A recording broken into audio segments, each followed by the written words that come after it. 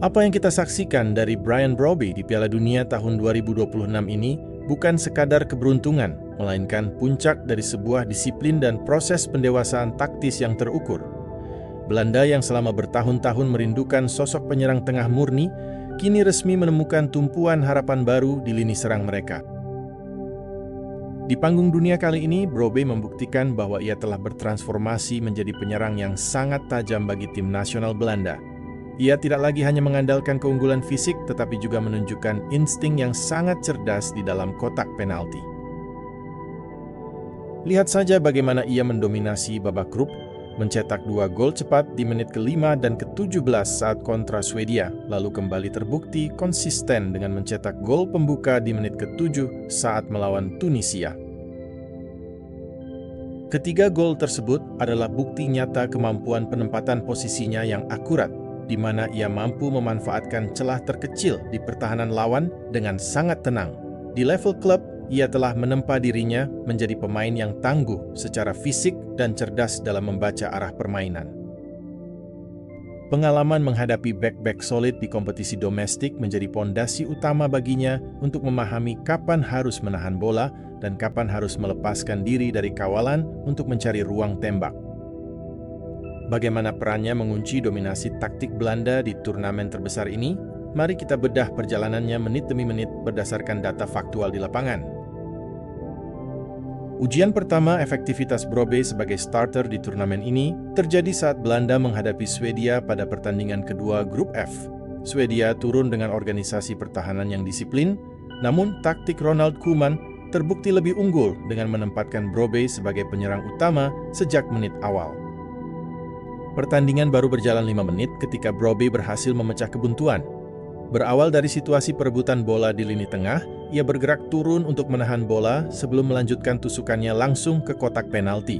Kemampuan menahan tekanan bek lawan memungkinkannya menyelinap ke area krusial dan menyelesaikan peluang dengan sepakan klinis. Belum sempat lini belakang Swedia berbenah, pada menit ke-17, Brobby kembali menggandakan keunggulan Belanda. Efisiensinya di laga ini sangat luar biasa. Bermain selama 72 menit, ia melepaskan total 2 tembakan yang keduanya tepat sasaran dan berbuah menjadi gol.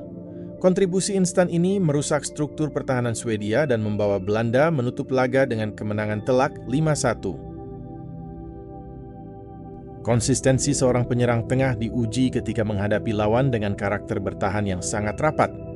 Pada laga pamungkas fase grup melawan Tunisia yang digelar di Kansas City, Belanda mendominasi jalannya pertandingan sejak menit pertama.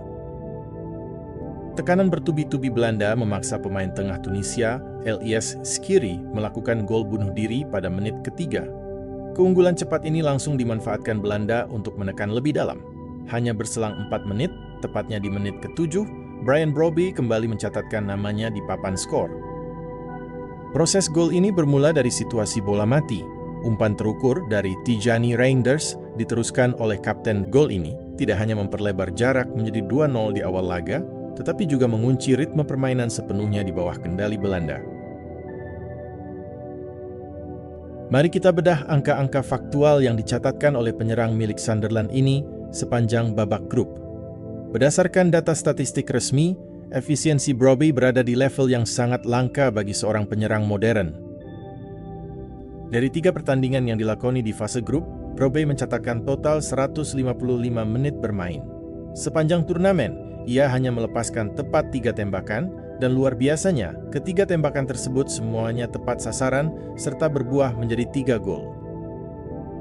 Catatan ini membawa Brobby masuk ke dalam buku sejarah sebagai pemain ketiga yang mampu mencetak gol dari masing-masing 3 tembakan pertamanya di Piala Dunia semenjak Opta mengumpulkan data pada tahun 1966. Bersanding dengan Laszlo Kiss pada tahun 1982 dan Jeremina pada tahun 2018. Selain ketajaman di depan gawang, kontribusi distribusinya juga sangat solid. Akurasi operannya menyentuh angka 85% dari total operan yang ia lepaskan. Ini membuktikan bahwa ia bukan sekadar penyerang statis, melainkan bagian penting dari sirkulasi penguasaan bola dominan Belanda yang mencapai 71% saat melawan Tunisia. Kehadiran seorang target man yang disegani di dalam kotak penalti memberikan keuntungan tersendiri yang sangat besar bagi rekan-rekan setimnya. Dalam sepak bola modern, kualitas seorang penyerang tidak hanya diukur saat ia menguasai bola, melainkan bagaimana pergerakan tanpa bolanya mampu menciptakan ruang bagi pemain lain. Ketika fokus dan pandangan bek tengah lawan sepenuhnya tersedot untuk menjaga dan mengantisipasi ruang gerak penyerang utama, lini kedua Belanda otomatis mendapatkan ruang bebas yang jauh lebih luas untuk mengeksploitasi area pertahanan. Hal ini terlihat sangat jelas pada babak kedua laga sengit melawan Tunisia. Pertandingan sebenarnya sempat berjalan menegangkan ketika Tunisia mencoba bangkit dan memperkecil ketertinggalan melalui gol yang dicetak oleh Hazem Mastori pada menit ke-54. Gol tersebut sempat membakar semangat para pemain Tunisia dan memberikan tekanan psikologis tersendiri bagi lini belakang Belanda. Namun, disinilah kematangan mental dan stabilitas taktik yang diterapkan oleh Ronald Koeman teruji. Belanda tidak panik, mereka tetap tenang menjaga keunggulan taktis di lini depan dengan memanfaatkan keunggulan fisik penyerang tengah mereka untuk memenangi setiap duel area. Memasuki menit ke-62, momen krusial pembunuh laga itu akhirnya tiba. Belanda mendapatkan hadiah sepak pojok yang dieksekusi dengan sangat matang oleh Tijani Reinders. Jika kita perhatikan rekaman taktisnya secara jeli, sesaat sebelum bola ditendang, penyerang tengah kita melakukan pergerakan tipuan yang menarik perhatian dua pemain bertahan Tunisia di area tiang dekat. Akibat dari hilangnya konsentrasi pertahanan tersebut, bek tengah Jan-Paul van Hek yang maju membantu serangan berhasil melepaskan diri dari kawalan. Dengan penempatan posisi yang bebas, Van Hek sukses menyambut umpan sepak pojok tersebut lewat sebuah sundulan terukur yang mengunci kemenangan Belanda menjadi 3-1. Struktur serangan Belanda terbukti tetap konsisten berbahaya dan terus menekan lini belakang Tunisia hingga memasuki menit ke-77. Setelah memastikan kemenangan berada di tangan dan intensitas pertandingan mulai bisa dikendalikan, pelatih Ronald Koeman mengambil langkah strategis guna menjaga kebugaran fisik sang penyerang utama yang sudah menguras energi sepanjang laga. Koeman menariknya keluar untuk digantikan oleh Memphis Depay. Pergantian ini merupakan bagian dari manajemen skuad yang sangat krusial, memastikan bahwa senjata utama lini depan Belanda tetap berada dalam kondisi 100% bugar saat menghadapi babak sistem gugur yang jauh lebih melelahkan. Dengan kemenangan meyakinkan ini, Belanda resmi mengakhiri fase grup sebagai juara grup F dengan koleksi 7 poin. Berdasarkan bagan turnamen, tantangan nyata berikutnya sudah menanti di babak 32 besar, di mana De Oranje dijadwalkan akan bertemu dengan tim tangguh Afrika, Maroko. Transformasi Brian Brobbey dari level domestik hingga menjadi kartu as taktik Ronald Koeman di Piala Dunia adalah jawaban dari penantian panjang publik sepak bola Belanda.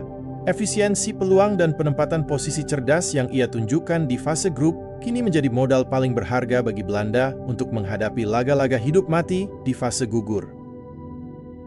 Bagaimana analisis taktis kalian mengenai peran Brian Brobbey dalam menjaga efisiensi lini depan Belanda? Apakah ketajamannya yang menyentuh angka 100% konversi tembakan ini bisa bertahan saat menghadapi lini belakang Maroko nanti? Tulis opini taktis kalian di kolom komentar. Jangan lupa untuk klik like, share video ini, dan klik subscribe ke channel ini untuk analisis pertandingan sepak bola akurat lainnya.